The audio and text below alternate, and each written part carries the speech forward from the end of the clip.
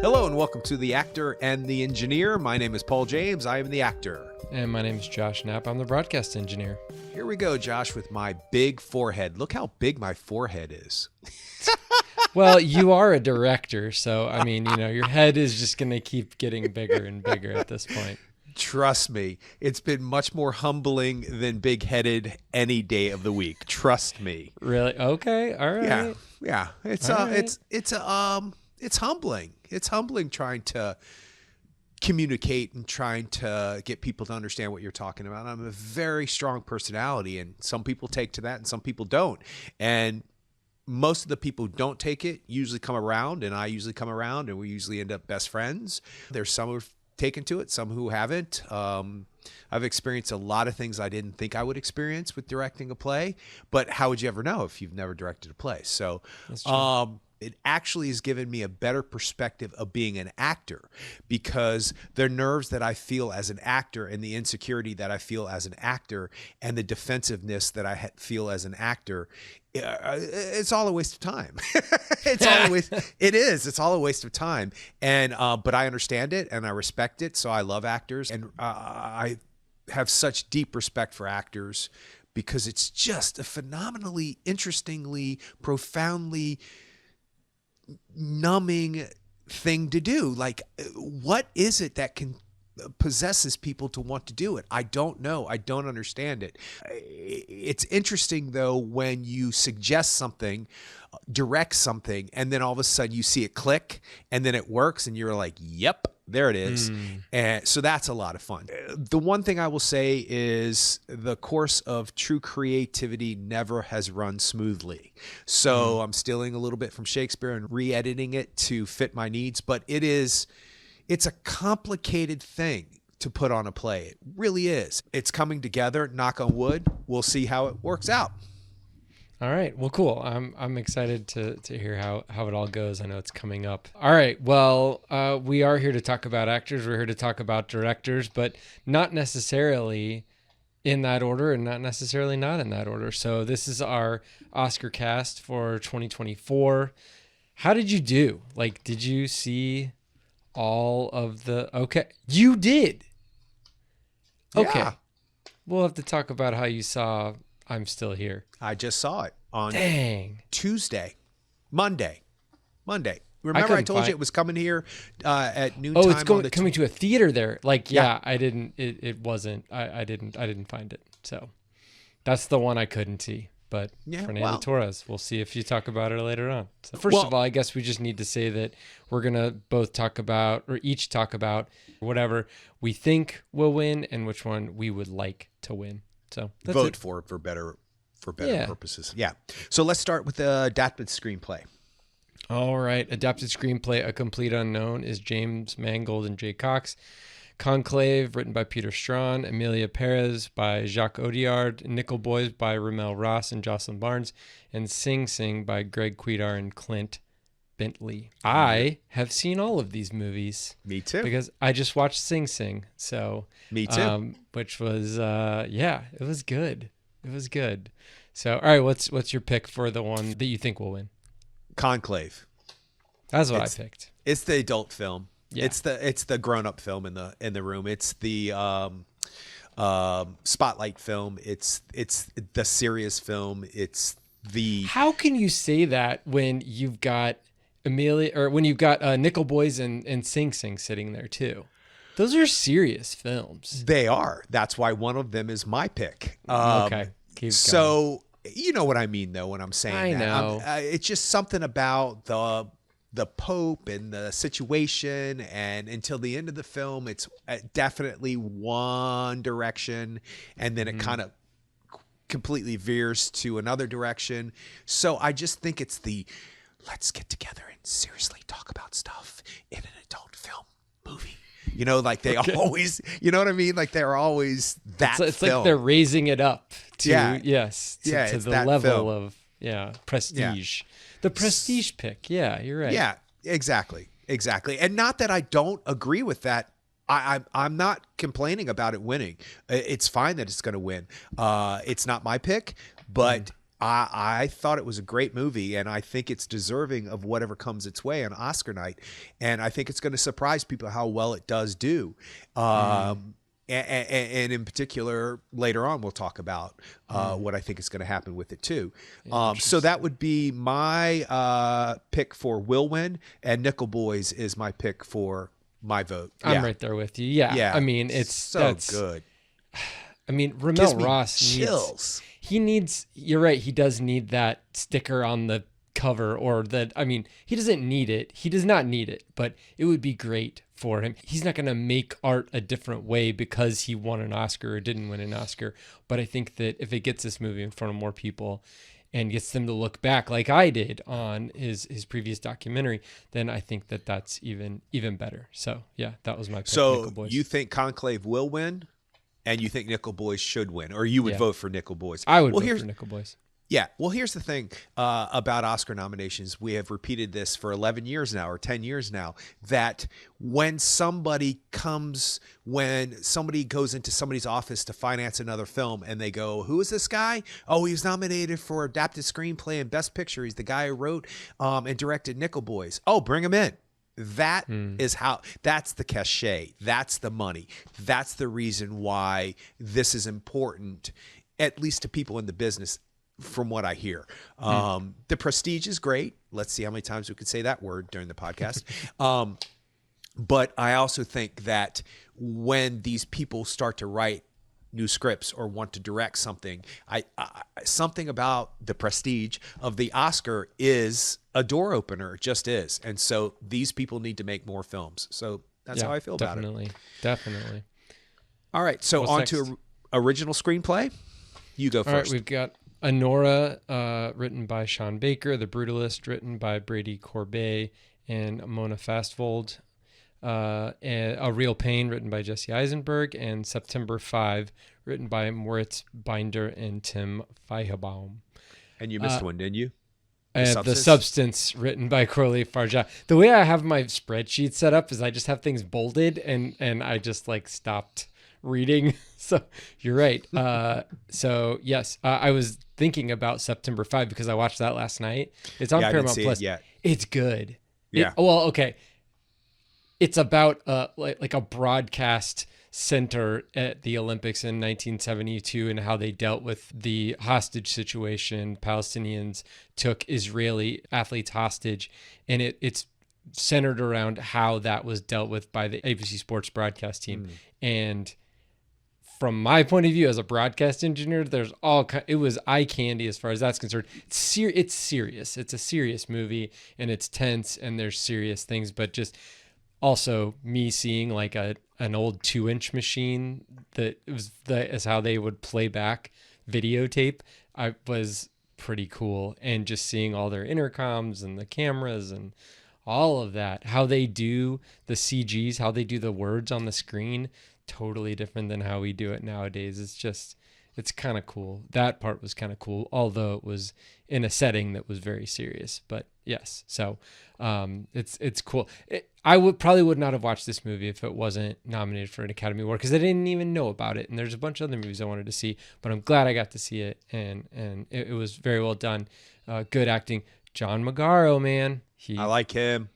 They put this thing on his shoulders, and he delivered. Peter Skarsgård was good too, but yeah, they really just put this thing on his shoulders, and he carried it. So we'll be talking really cool about him in a couple of years on this Oscar list. Yeah, there's no doubt about it. Yeah, there's no doubt about it. Okay, I think Anora will win. I think it will be one of Sean Baker's Oscars. I don't think it will be his only one. And The Substance was very high on my list. It's since lowered a bit with the movies that I've seen since October when it came out. But I think that as far as original screenplays go, and in this group, I think that would be really neat to see Coralie Farja recognized for writing something that was wholly her own, from her own point of view. All of these are original, but some of them are more derivative than others. And I think that A Real Pain and The Brutalist, you could say, would be pretty derivative. And September 5 is mean, it's a little bit more paint by numbers, I would say. So really for me, it was kind of between Anora and The Substance. And I think Anora is gonna be remembered, but I think The Substance, it once again would help Coralie Farja. So that's who I would want to win. So you think Anora will win, but you would vote for The Substance? Yeah. Okay, I like that. I think A Real Pain is going to win. Really? I do. I think it's the sentimental favorite. I think he is slowly been creeping into people's consciousness with this small film that could. The film is well done. It's a smart screenplay.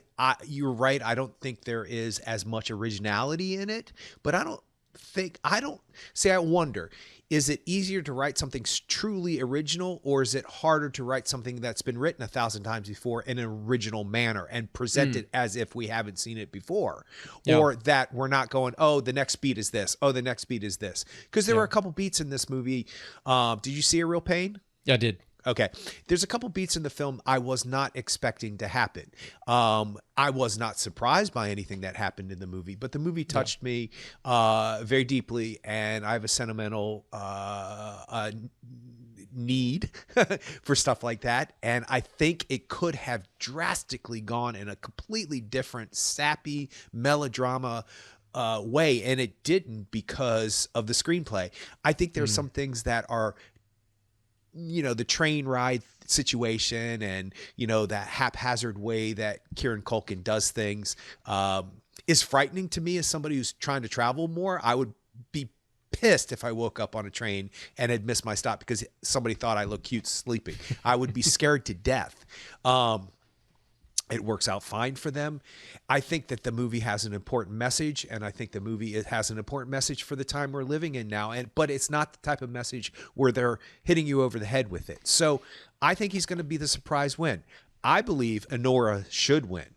I think Anora, once again, you could say we've seen it before, but the tone and the narrative and the attitude that comes from the narrative is something wholly unique to this film. There's an atmosphere about this film, and I think that he could have fallen into a lot of trappings too. That could have fallen, and the script could have fallen into cliches, and things could have happened. He didn't have to end the movie the way that he did, and the way that he ends it is, I almost cussed, is powerful. I almost cussed, and bad too. Just to emphasize my opinion, not to cuss at the film. So I think it's going to be Sean Baker's night, but who knows? This Brutalist film has been floating in the background forever, so they have a tendency to kind of, with all due respect to the Academy, they sort of wimp out sometimes on these screenplays, and they just go ahead and award it to somebody that maybe they don't really understand his film. And I think maybe The Brutalist is one of those films where it's so perplexing and so complex and so dense that it's almost like, oh, it must be a great screenplay. And I'm not saying it's not. Yeah, I agree. I think that I feel like with Anora, you were saying that like it wasn't more of a paint by numbers thing, although it could have gone down that road. And I think you're right. I do think you're right with that. But I think that with The Substance, where I was looking at that is I think I look at The Substance kind of like Fight Club, where there's people who watch The Substance for one reason, but it's not the reason why the movie was made. And it's not the reason why Coralie Farja or Farjit or however we say her name, it's not the reason why she made it. And they're not the people she made it for, but she knew that it was that whatever it was, whether it was male gaze or whatever, she was riffing on that and she was focusing on that. But she was focusing on it from a wholly new point of view, but that's not right. From a different point of view that's been represented in the past in filmmaking. And I think that is the part that intrigues me the most. And the command that she has on her story and on how she wanted to get it made and on how she wanted it to look, sound, feel, she owned it all. And absolutely. And she could walk home with it. I think that there's a lot of these categories that are locks. There's two in particular, obviously. Yeah. And then, but pictures up for it, screenplays up for it, actors up for it at this point. Who knows at this point? So that's a good thing. And I agree with you 100%.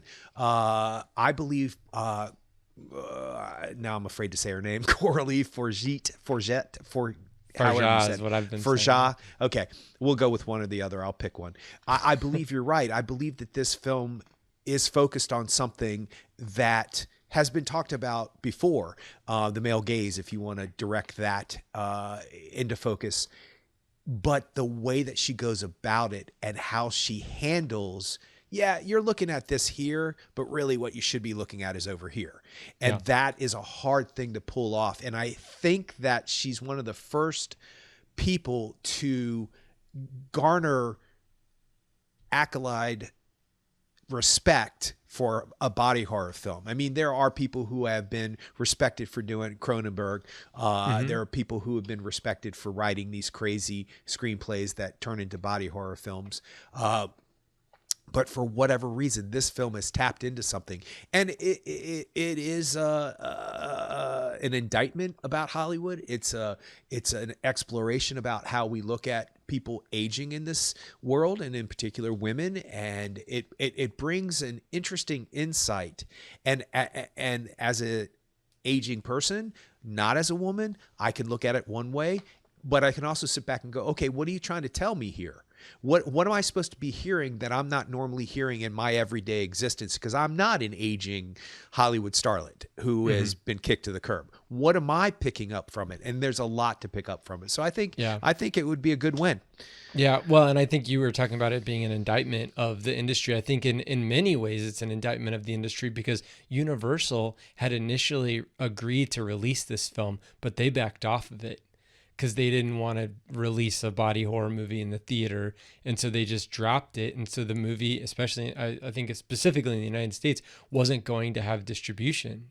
And so Mubi, which is a streaming service, decided to put the money up and do the distribution for the film. And I mean, it's paid out really well for Mubi, and it's done. I mean, everybody other than Universal is kind of like, is shown that this movie was something that people were interested in, wanted to see, and were willing to go to the theater to watch. And so that's hopefully going to be a learning situation for Universal, and hopefully the other big studios too. So, but we'll see. Well, I'll say one last thing about that. I often daydream about what would I pick if I could pick a movie to make. If I had all the money in the world, if I was a producer, if I had a film company, what would I do? I would be like, go out and tell me everything that Universal decided not to promote or decide. Give me those. You know what I mean? Because all of those films A24 does, all of those films that we see that people don't want to distribute or don't want to back or whatever, always have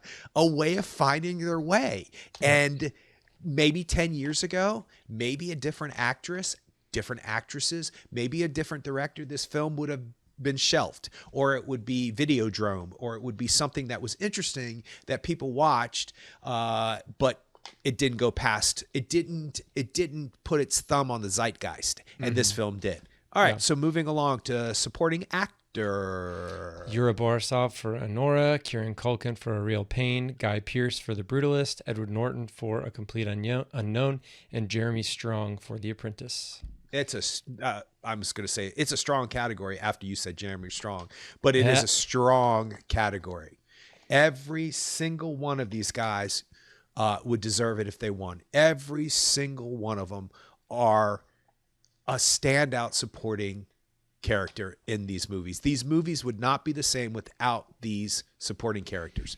Period. The Edward Norton's the only one for me that I get that. Mean, I can see another actor in that role where it is harder. I mean, and that's kind of where I came down on it, for me at least. Like, I think Kieran Culkin will win for A Real Pain, and I think he should win, because I can't see another actor in that role. And I don't know of somebody. I mean, it's like he's got a steady hand on the tiller for that character.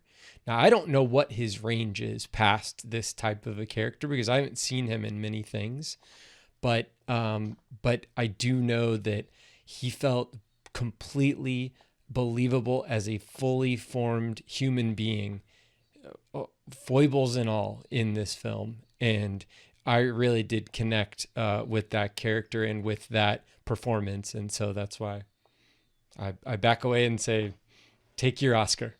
Yeah, and he's gonna take it. Here's the thing. He's a complete pain in the ass, obviously a real pain, which is a part of what that means. It means a lot of other things in that film. And he is instantaneously a pain in the butt. And everybody's like, ugh. But there's something about him that, and I know somebody very much like him, who has a tendency to just do and say whatever they're thinking and feeling. And that's a real turnoff to a lot of people immediately. And we were sort of talking earlier about directing, and, you know, that is kind of who I am. I am very much, you know, a divisive person. I don't mean to be. It's not like I try to be. It's not like I walk into a room and go, I'm going to make this half hate me and this half like me. It's just what happens. And most of the time, those people who are, we don't like him, they come around, or I come around, and we end up finding some mutual admiration for each other. And actually, a couple of them have stayed my friends for a long period of time. So I can relate to it on so many different levels. But in this film, you're thinking to yourself, wait, this guy is going where to visit what? And he's going to act like this? Like, this is not good. This is not going to be good. But there's an endearing sincerity and a complete just lack of inhibitions in this character that you kind of have to say, well, who's really the big pain? The people who are pretending to be this way? You know, the tour group who are all maintaining a certain thing, and he calls the tour director out on it. And even the tour director goes, I didn't like it when you said that to me, but you're right. And I'm going to change how I do this because of what you said. You know, Jennifer Grey's character, it's nice to see her. Yeah. You think that there's going to be some big cathartic thing going on with her, and there is, but they're not really. And so who's really the fake character and who's really the real character? And one might judge Kieran Culkin's character immediately to be the fake character, or the prominent pain in the butt. I keep saying it, but there is such an endearing truth to what he pulls out of every single moment in that film. And the train scene, it's devastating. Okay. It's devastating. Sorry. Yeah. It's devastating. No. It's a beautiful, well shot scene. And it's where he had to go to get there. Might be easy for him, but I don't think it was, because that's true pain he was feeling in that moment. So it's a beautiful thing. So I think he will win. No doubt. Now, who would you vote for? Kieran Culkin. Okay. Well, you know, my man, Yuri. I know. I knew you were going to pick him. Well, because, I mean, like, I'm not trying to pump myself up, but did I not say? You called it. You said this is the guy. And I was like, really? Are you sure? Yeah. And you said, yeah. And he's gone straight down the line. You're right. Yeah. He's gone straight down the line. So everybody will vote for Kieran Culkin, and he will win, and he will deserve to win. Because look, he's messed me up just thinking about it. But Yuri is my man, so I would vote for Yuri Borisov. I would. Nice. That's awesome. All right. So going on to supporting actress. Monica Barbaro for A Complete Unknown, Ariana Grande for Wicked, Felicity Jones for The Brutalist, Isabella Rossellini for Conclave, and Zoe Saldana for Emily Perez. Once again, not a stinker in the bunch. Really good list. Really good list. Really good list. And before we move on, one thing about Edward Norton, it's not that Edward Norton I just thought of this again. It's not that anybody could have played that part for me. It's that I'm amazed that he has had, I think, 4 Oscar nominations, and really he never raises his voice. He never raises his voice in Birdman. He never raises his voice in A Complete Unknown. Primal Fear has the big twist, but that's a writing thing, and he pulls it off. And of course, American History X is a really strong performance, and it has those levels of Oscar nominated levels, for lack of a better way to look at it. But that's a Best Actor nomination. All the other ones are supporting actors. So he has flown through Hollywood on these solid, committed performances and been nominated. It's going to be interesting to see if and when and what he wins for. So I just had to say that. So supporting actress, go for it. I think Zoe Saldana will win because she's pretty much won a lot of other stuff. But I couldn't get away from, I'm a big, huge Brutalist fan, which you'll see later on, but I could not get away from Monica Barbaro in A Complete Unknown. And I did see Wicked, and Wicked was good. I liked it. But I feel like she did so much with so little, not that her part was small, but she conveyed so much emotion with a small amount of quote unquote big A acting. Like there wasn't really any of it. And that's the part that big A acting. Yes. Yeah. That's, and I do love Felicity Jones. For me, it's hard. I mean, she should be supporting actress because she's only in half the movie really, but literally. Yeah. And so I think that she was asked to do something very difficult. I mean, she was asked to be the second half of the main character. And after we've heard so much about her to begin with. Yeah. And she's like the missing part of Adrian Brody's character. So but that I still keep going back to Monica Barbaro's performance, and it's who I vote for. Well, once again, it's one of those, and it's a nice Oscar nomination because it's one of those parts. It's based on a real person, obviously Joan Baez, but she doesn't have these epic, what'd you call it? Class A acting? Big A acting, like capital A acting. Yeah. I like it. That's an interesting term. You can use that. I'll let you use that. Yeah. No. Okay. Thank you. I appreciate it because I can't think of it any other way, but that's actually for real a good way to put it. And she's a real person, and she comes across as a real person, and her emotional level is exactly how a person would react to those things. And it's a nice nomination for her. Felicity Jones, it's a nice second nomination for her. Yeah, she's locked and loaded for it one day. The Academy sometimes... I hope she's not going to be Amy Adams, because first of all, never mind, because Amy Adams does great performances and is amazing in all of her movies, and whether Felicity Jones gets 5 more nominations without winning doesn't matter, because it doesn't. Yeah. Because look what she can do. Yeah. And she's great in The Brutalist. So Zoe Saldana will win. She's won everything. And it comes down to this for me. You and I have talked off podcast about Emilia Perez, and I'm not a big fan, and I don't understand that movie. And I'm not sure what the director wants from us, and we can talk later on about it further on. But here's the thing with me.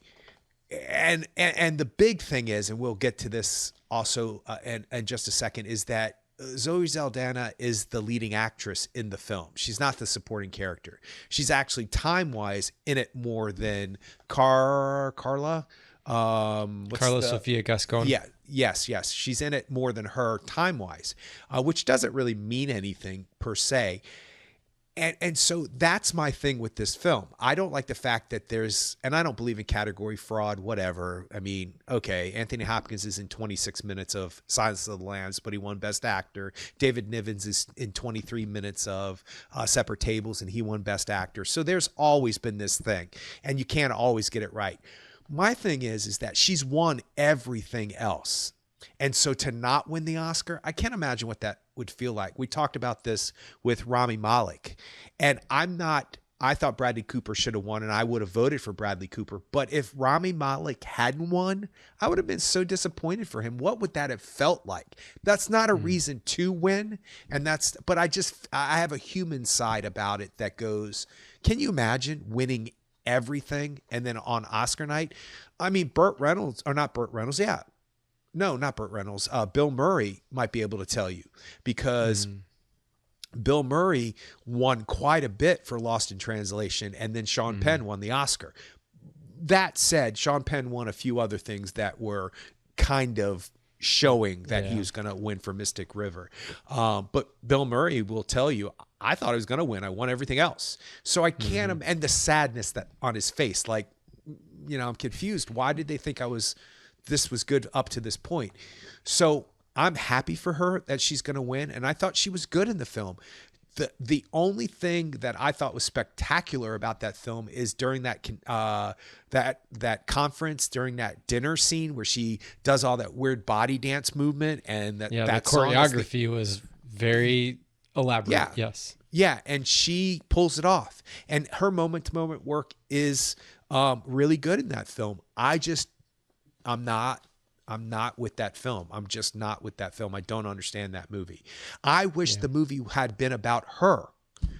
That the movie was about, why did she become a lawyer if she didn't want to become a lawyer? And how did she get tempted away from becoming a lawyer to becoming a mobster's lawyer? How did that all happen? Is way more interesting to me. And you kind of start to wonder in the beginning of the film, via her performance, why is she so sad? Why would she take this phone call? Why would she show up and get a black hood put on her head? Why would she do all of that? We don't know there's a threat. We don't know that phone call is a cartel leader. We don't know anything about it. So via her performance, it reads as, oh, this is interesting, this is interesting, this is interesting. And then all of a sudden, the movie switches to another character.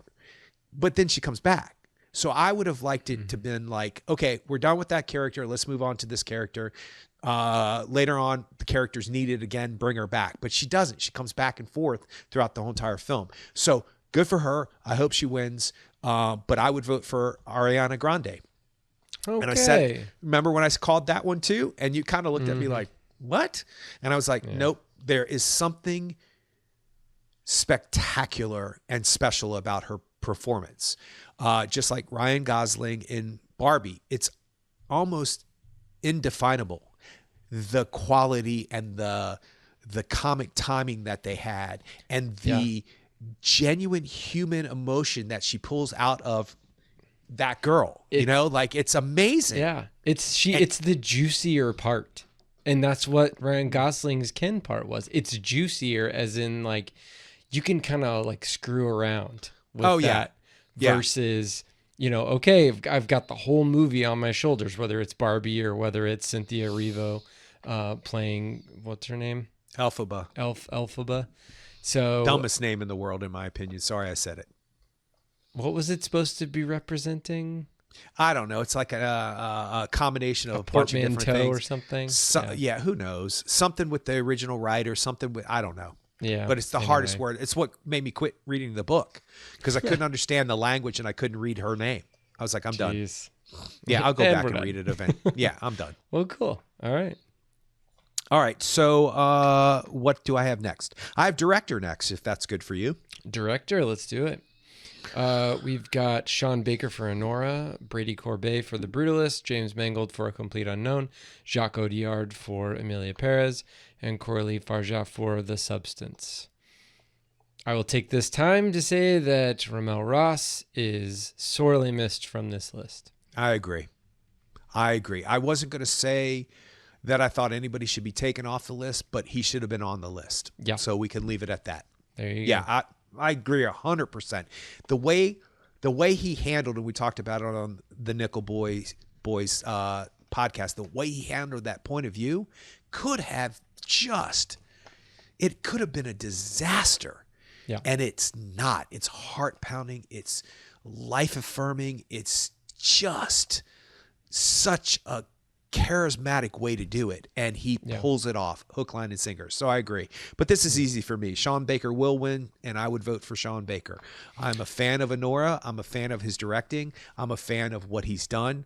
I like his attitude and his disposition. I like the way that he handles the narrative. I like the way that he decided to shoot the film. I love the colors of it. I love how things are dark and seedy, but also bright and in your face. That boardwalk scene when they're walking down, it's not about the boardwalk, but the cinematography is beautiful. So the choices he made and the choices of who he cast in that film make that movie. Because there's not a performance that I would say, I would change that person.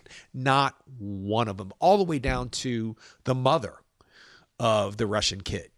And I just resaw a scene with her, and when Annie tries to speak Russian, and she speaks back, and she's like, "You're a blah blah blah." She says, a mean thing about her being a sex worker, and your Russian is laughable and blah blah blah. Now Annie gets the last word in that scene, and it's a strong last word, and it's a great last word. So there's just, I was not expecting to understand, sympathize, comprehend what a sex worker really is.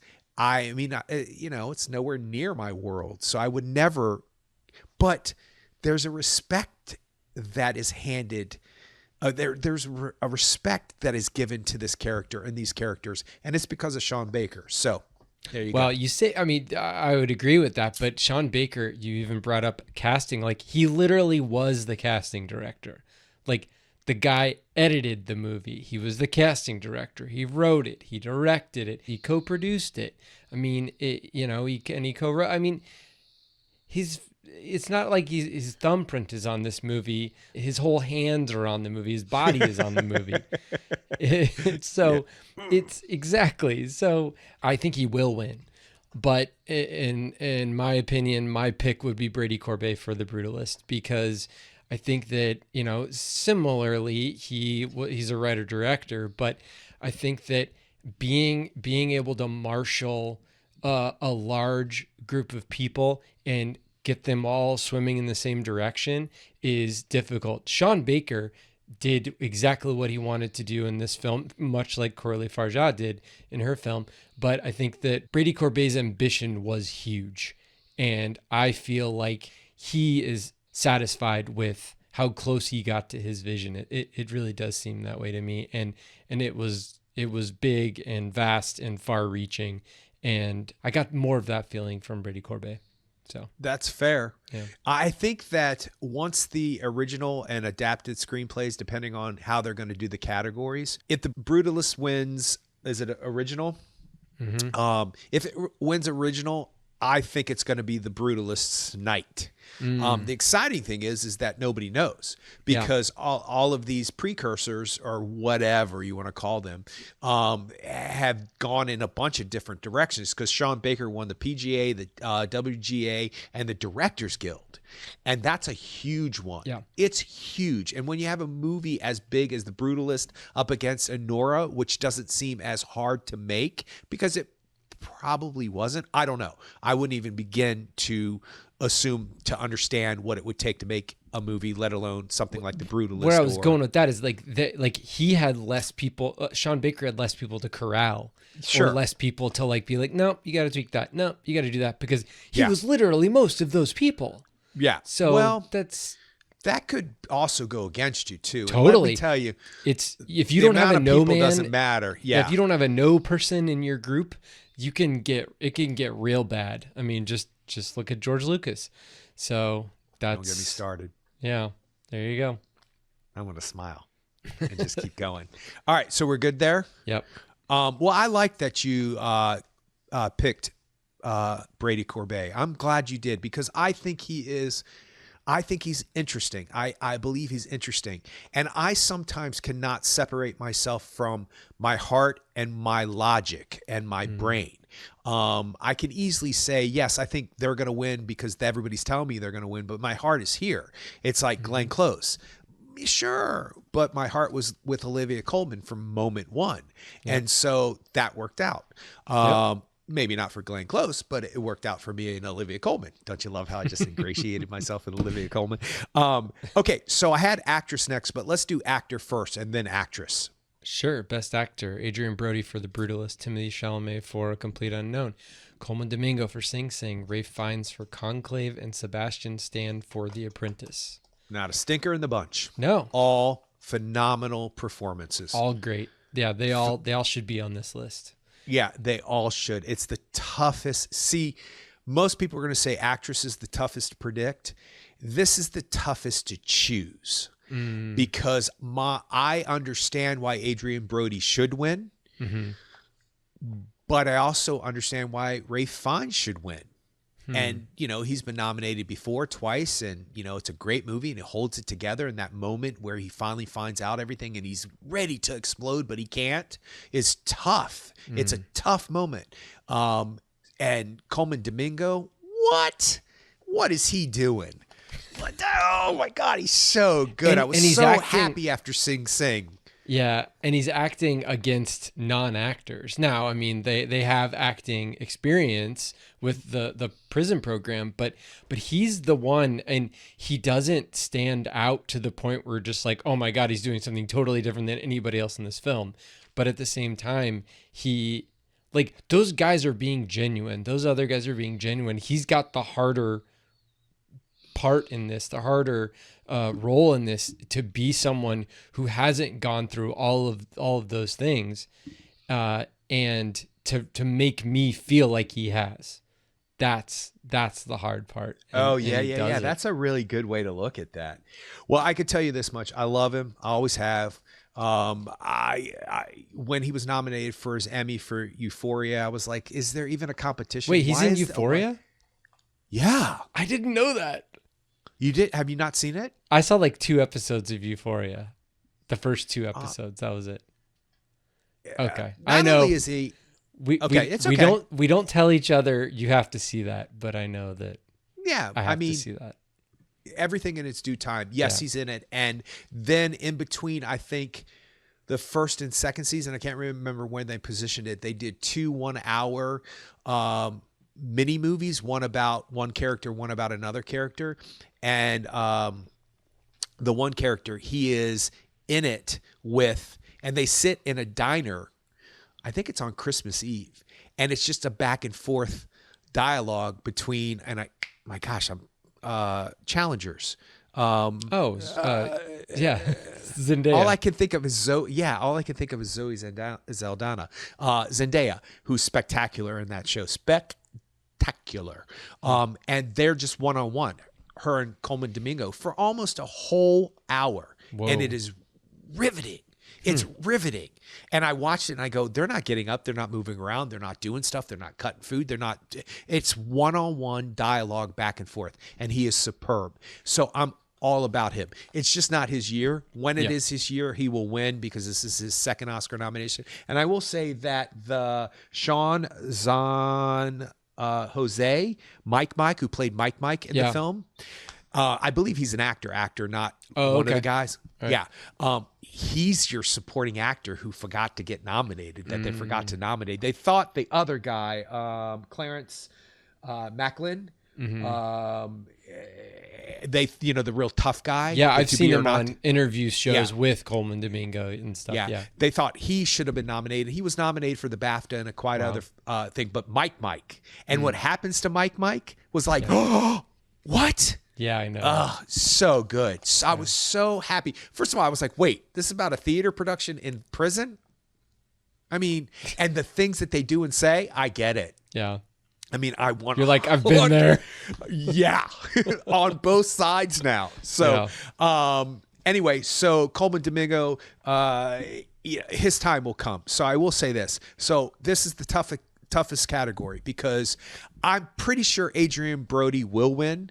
And I'm fine with that. I have no problem with it. It was he had some tough stuff to do. Yep. And, and if you look at it on paper, heroin addict, survival of the Holocaust, marriage in a separate country, brutally sexually abused. I mean, on paper, it's got Oscar nomination all over it, which makes it exactly the hardest to play if you think about it, because those moments cannot be just because he wants to get an Oscar nomination or just because he wants to win an Oscar. And I think he was hunkered down in the character. I think his dialect was great. I know there's a small controversy. I don't care. It doesn't bother me a bit. You know how I feel about that. Fix it. It's a tool. You don't like this little mark here? Take it out. I mean, fix it. It's a tool. Yeah. They didn't rely on it. They curved and they rounded the sounds to make it more respectful to the Hungarian language. That's why they did it. His ancestors are Hungarian. I mean, it's not like he's trying to. But what I'm saying, it's not like he's trying to like pull one over on the Hungarians. Like, it's not.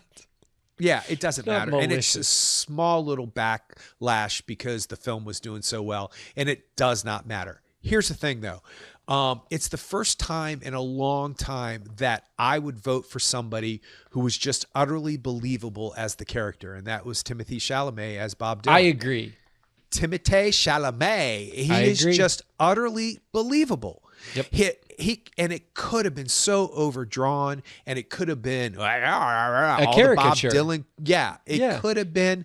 And he has some real movie lines that only in a movie he would say. But I loved every second of it. And so there is a possibility he could win. Wow. He won the Screen Actors Guild. Who knows at this point? The whole mini controversy affected Adrian Brody. But there's a side of me that I would love to pull Adrian Brody to the side and go in a small conversation. Do you really think you'd ever have been a 2-time Oscar winner? Like, is that anything you ever thought would have happened to you? Maybe so. I don't know. It's a celebration of the fact that certain actors might not get the recognition that they deserved. But I don't know if you remember, and maybe you weren't as involved back then, but when he won for The Pianist, all 4 of the other actors had already won before. He was up against Jack Nicholson, Michael Caine, Nicolas Cage, and I can't remember the next person. It was somebody huge. And Jack Nicholson. Did I say Jack Nicholson? Yep. Jack Nicholson won everything for About Schmidt. Nicolas Cage was winning everything for Adaptation. So it was a tough year. And Adrian Brody was 29 years old. And boom. And he deserved it. So for those reasons and for his hunkered down performance in The Brutalist, I'm fine with him winning, but I will not be surprised if Timothée Chalamet's name's called, and that's going to be fun. Awesome. It's going to be fun. He's going to be so overwhelmed. It's going to be so fun. He's going to be like, "Whoa, what's happening? Are you kidding?" Daniel Day-Lewis for Gangs in New York. That's the last everybody one. thought was going to win. Now look at that lineup. Yeah. Jack Nicholson, Michael Caine, Nicolas Cage, Daniel Day-Lewis, and Adrian Brody, in a movie no one thought was going to do well, and it did. It's controversial now because of the director, Roman Polanski, as well. It probably should be, not the film, him. But that performance is stunning, and I saw that movie Oscar morning. And my buddy Terry and I have a conversation every Oscar night. It's usually mid-afternoon. And then we get Chinese food, and then we watch the Oscars. Now we can text.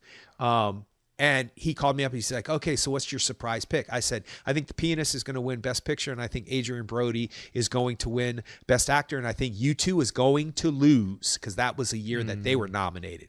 And he was like, you're wrong on all 3 counts. And I was like, Eminem, Adrian Brody, and The Pianist. And right. So there you go. Oh, no, it didn't win Best Picture. It didn't win Best Picture, Chicago but it did win Best Director. Director, that's what I meant. That's what. Look at me, I'm all confident in what I'm egotistically talking about, and then I got knocked down by my own fucking self. Anyway, go ahead. Best Actor. Best Actor, Timothée Chalamet. I agree. Who do you think will win though? Adrian Brody. Okay. Yeah. Yeah. Here's the thing. So far, my list is everybody who I would vote for would be the best surprise of the night. And it would make it such a sparking, like, exhilarated thing. And it's a possibility. And and I'm taking credit if either will win or would have voted for. I'm going to call myself right. All right. So best actress. Dum. Cynthia Erivo for Wicked. Carla Sofia Gascon for Emilia Perez. Mikey Madison for Anora, Demi Moore for The Substance, and Fernanda Torres for I'm Still Here. I will go first. Demi Moore will win, and I think Mikey Madison should win because a lot of people have said this, and it's not an original opinion of mine, but Demi Moore essentially is in half of the movie, whereas Mikey Madison is in almost every frame of the film, and she is asked to do so much, and she rises to the occasion every time. So that has to be celebrated, and I think that she definitely deserves it. As far as Demi Moore and her career and all that stuff, I think Demi Moore's a great actress, and I think that what she did in this film, especially certain scenes, were just absolutely bare and just soul bearing also, and probably way too close to home versus Tom Cruise playing Maverick. it's way, way closer to home than that. And I'm sure that that's very difficult too. And as far as Cynthia Erivo is concerned, I think she did a great job. She's an amazing singer, and Ooh. she is keeping up with everything in that film, and holding the film together. And you're always on her side in the film, and that's to be respected. So, what did you think? Before I completely 100% agree with everything you just said, I will say this. Cynthia Erivo, this is her second Oscar nomination, her third actually, but second for acting. So let's get Coleman Domingo and Cynthia Erivo in the same movie together and let them win their Oscars together on the same night. And it will be a great night. I almost teared up thinking about that. Fernando Torres, don't be surprised. Yes. Man, I feel bad that I haven't seen it. The weight of that movie is on her shoulder. Yeah. And that's I've seen the trailer. Yeah. Movie. It's a tough movie. And she is just moment to moment perfection. And it's a tough movie. It's just a tough movie. I don't know if people have seen it though, but this has happened often. And we just talked about Olivia Colman. I mean, people kind of was thinking that, but not really. But it's happened a couple of times for Juno and Away From Her, Julie Christie and Elliot Page. They were both nominated, and Marion Cotillard won. So, and no one could discuss that, but there's always been this lineup of two people competing, and then all of a sudden this third person comes in and you go, oh yeah, like back in the day, Morgan Freeman for Driving Miss Daisy was the front runner, with Tom Cruise with the possible second with Born on the 4th of July. Who's going to win? Daniel Day-Lewis, My Left Foot. There's a precedence for this. So if Fernanda Torres wins, I will not be surprised. That said, Carla Sofia Gascon is in the wrong category, in my opinion. She's fine in the movie. I have no problem with her. I know there's controversy around her, and I don't know enough about it to speak on it. All I can talk about is what I saw on screen. And I thought, listen, this should have been two different movies. One about the lawyer and one about this person. And then we could have had the nuances of her story, her struggles, and been clear on why she was doing what she was doing. There's a misconception by a lot of people that she becomes a woman to escape from her life, not because she's transgendered, or that she has always felt like a woman, even though she was biologically born a male. Those issues are so in everybody's face right now that would have made an interesting movie. What makes a person become go from a cold-blooded murderer to a loving, want to do right for the world? In that film, it's a little bit ridiculous. It's hard to swallow. It's not her fault as an actress, and not it's at not all. Zoe Saldana's fault as an actress. No. It's just poorly written. Yeah, terrible. No bueno. It's just not good. Yeah, because you're going, oh, this is this, zoom. Oh, this is this, zoom. And you're like, wait, what? You're like, I have 10 more questions. Don't go to the next scene. Are you singing? Oh, we're singing now? And we're singing in English about genitals? What? Like, you have to, I'm easy. You know me, I'm pretty easy. Like my suspension of disbelief is deep. I'm like, I believe the Batman could exist, which I watched The Batman the other day again. And I'm telling you, it's so good. Robert Pattinson's the only one in the cow who doesn't look like Robert Pattinson or anybody else. Everybody else, that's Ben Affleck. Anyway, so I am easy. Just make it make sense. And I was hoping it would make sense. So that's an indictment of the movie, not her performance. She's in the wrong category, so I said too much. So the bottom line is this. I think Demi Moore will win, and I'm okay with that. I have been a Demi Moore fan for decades, ever since she was on General Hospital of Jackie Templeton. I was like, who is that? She sounds like she smoked too many cigarettes, but I like her. And she's in your face. And I think she's the best thing in St. Elmo's Fire. And you can continue to go down the line where she's held her own in movies for decades now. That whole idea, though, that her speech at the Golden Globes promoted this narrative of I'm just a popcorn actress, I think is a dangerous narrative, because I think people in Hollywood might resent that, because people in Hollywood did call her a popcorn actress. People outside of Hollywood goes, oh, but we've always loved her. It doesn't matter to us that she's a popcorn actress. We're going to go to the movies. We're going to watch her in Ghost. We're going to watch her 1,000 times, drip one tear from her face, and we're going to cry with her, even though people kind of made fun of that, and people made fun of that movie. And yet, you know, people made fun of me when I said it was going to be nominated for picture, screenplay, and win supporting actress way back in the day. That was the beginning of this, the seeing. Of the vision. And listen, I saw in my mind's eye Whoopi Goldberg winning the Oscar. I saw it as I was walking out of the theater. So you can call it what you want, and we can joke around about it, but it was a vision, or it was a foresight. And that's the beginning of it. Or at least that's where I could track it. So anyway, the point to all of that is that I'm not sure whether or not Demi Moore's narrative is the one that's going to win the Oscar, because people say that is just as important as anything. The performance is solid. It's strong. It's willful. It's tough to play. The getting ready for the date scene is quintessential movie moment. It will be shown for decades as a scene of the movie. It is tough. She holds it down. I haven't seen the movie since the first time I saw it, but I just saw the movie. I just saw the scene where Margaret Qualley is on the talk show, and Demi Moore's cooking, and she's like, nah, nah, nah, nah, nah, and she's imitating her, and she's being, you know, a real brat about it.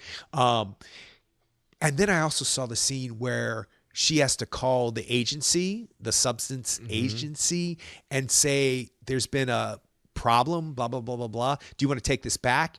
And there's a moment on the character's face where she's like, do I want to take this back? No. But it's a confusing moment, because you're like, why would you not want to take this back? You can end this at any point in time. And she's looking down at her hand that's all destroyed because of what the other character chooses to do. And so that's not easy to play.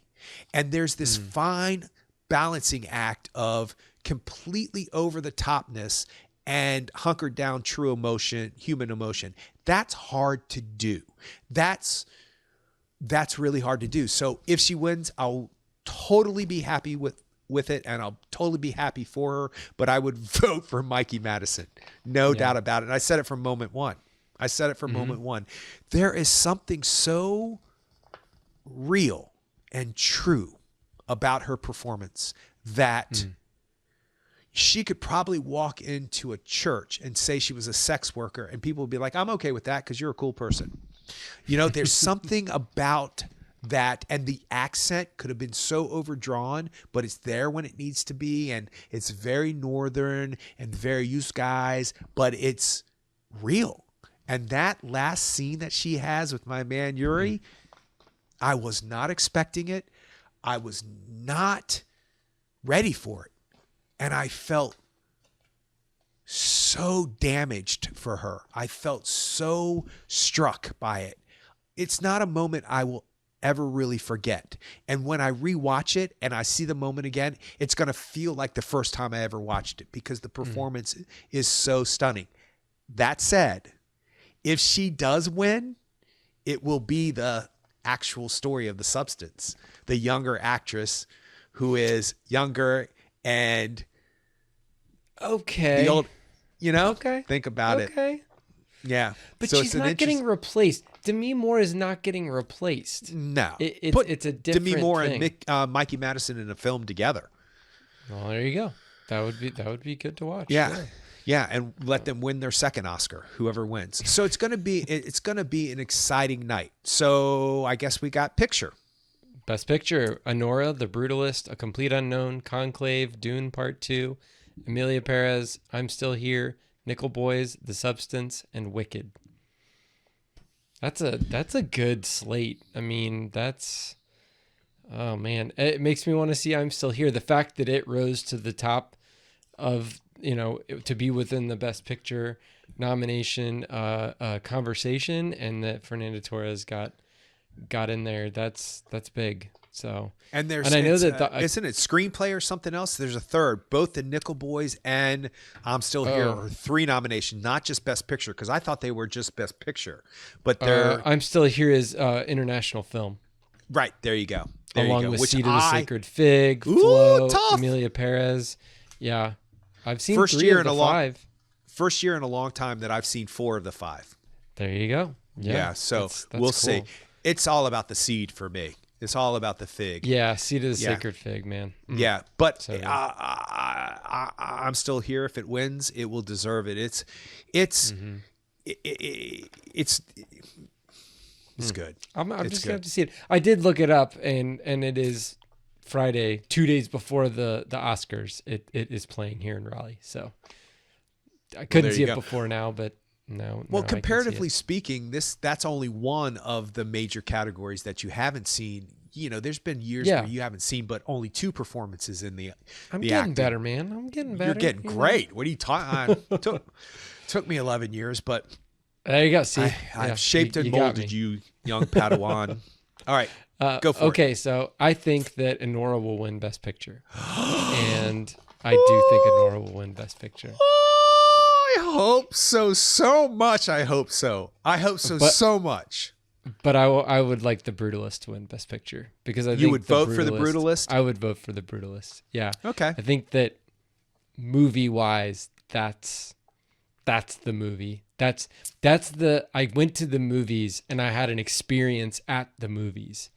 There's other movies when we talk about. I did have an experience with Anora, but for me, I'm not going to speak for you, but for me, a movie is so much. It's the score, which is an amazing score, and it's the cinematography, which is, I mean, cinematography for Anora is great too, but it's the cinematography and the stylistic choices. There's so much style in The Brutalist, and that really goes a long way for me. I can forgive poor writing. I can forgive bad acting, but if the style of the film is built in and it carries through, then I'm here for it. And Rocky Horror Picture Show. Okay, yeah. Well, there you go. Yeah. I mean, that's a good example, yeah. But it knows what it is and it lives in that space. And I think that's what The Brutalist does. Not to say Anora doesn't do that, not to say that Nickel Boys doesn't do that. I'm not, hey, believe me, The Substance. It's Coralie Farjad did exactly what she wanted to do, and damn everybody else if they don't like it. But I feel like The Brutalist for me was a complete experience at the movies, and I was bowled over. So yeah, that's what I. Well, when you were talking, I just had a thought. Maybe it's going to be one of those nights where The Brutalist is going to win almost everything up to picture and director. Like it'll win production design, it'll win score, it'll win cinematography, it'll win all of those stuff, and people are thinking it's locked and loaded for Best Picture, and then Anora ends up winning Best Picture. Well, I have a little bit of a different take on Best Picture. There have been, and it's been a precedence, and I know that I keep mentioning it, but Spotlight was sort of an unexpected win. But at the same time, it was one of those wins where people went, oh, that makes sense now that I think about it, up against everything else. The Brutalist in 10 years, people will be like, oh yeah, it's 3.5 hours long. It had an intermission, so it's 3:45. It's black and white, sort of. People are going to think that is, Oppenheimer. They're going to put it up there with Oppenheimer. So if it wins, that's what people are going to look back on and go, of course that won. So I think I would vote for, I know I would vote for Anora because it's the movie on the list that I kept coming back to, that I kept thinking about, that I kept vividly remembering what I saw on screen. Now, Emilia Perez, it's a phenomenon. It's 13 nominations. I won't say much more than there are a few things I've seen this year that, I think the Seed of the Sacred Fig could be on the Best Picture. Flow could even be on Best Picture, both international, along with Emilia Perez, which will be a real shame if it wins that. But at this point, it's the only one on the list that makes me go, I don't quite understand that. So that's okay. And I just think The Brutalist, if it wins, will make sense to people. But I would vote for Anora, and I think Conclave will win.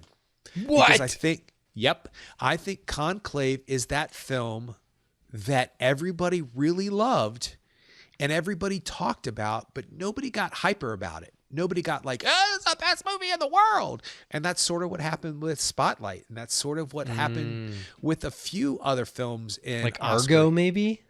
Well, Argo was pretty thrilling, and people give that a bad rap, and I don't Okay. understand it because Argo was a good film. Great film, actually. It was a good film. And- Yeah.